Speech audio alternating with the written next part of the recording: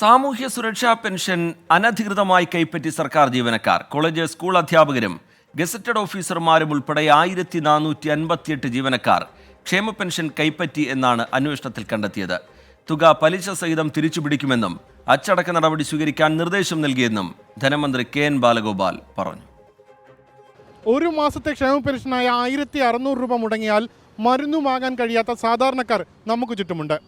അവർക്ക് അത്രത്തോളം പ്രധാനപ്പെട്ടതാണ് ഈ 1600 രൂപ. എന്നാൽ ഈ 1600 രൂപയിൽ കൈയിട്ട് വരുന്ന സർക്കാർ ജീവനക്കാർ നമുക്ക് ചുറ്റുമുണ്ട്.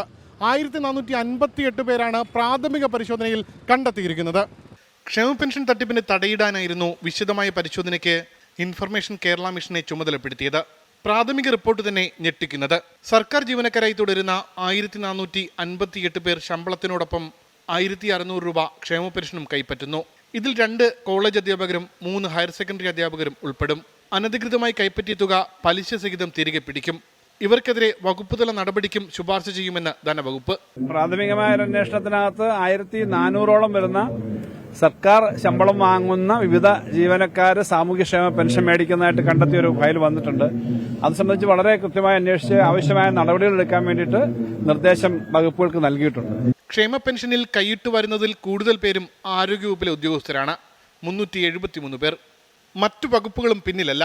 പൊതുവിദ്യാഭ്യാസ വകുപ്പ് 224 പേർ, ആരോഗ്യ വിദ്യാഭ്യാസ വകുപ്പ് 124 പേർ, ആയുർവേദ വകുപ്പ് 114 പേർ, മൃഗസംരക്ഷണ വകുപ്പ് 74 പേർ, പൊതുമരാമത്ത് വകുപ്പ് 47 പേർ.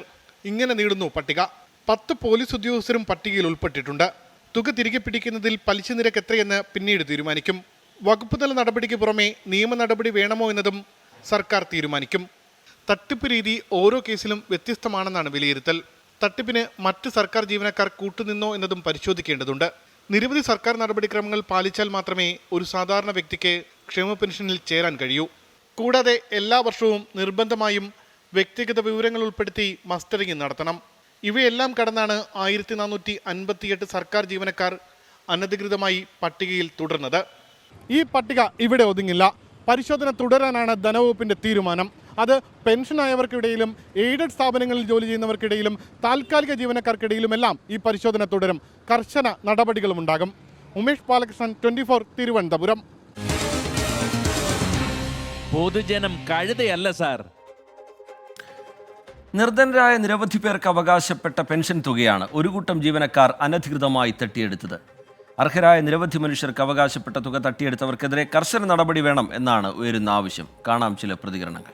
സർക്കാർ ജീവനക്കാർക്ക് പെൻഷനുണ്ട്, അല്ലാതെ ഇനി വേറെ ക്ഷേമ പെൻഷൻ മേടിക്കുന്നത് തെറ്റാ. അത് അവർക്ക് എന്തിനാ കൊടുക്കുന്നു? പാവങ്ങൾക്ക് കൊടുക്കണം. കൊടുക്കണതും തെറ്റാണ്, വാങ്ങണതും തെറ്റാണ്. അറിഞ്ഞുകൊണ്ടല്ലേ കൊടുക്കണത്.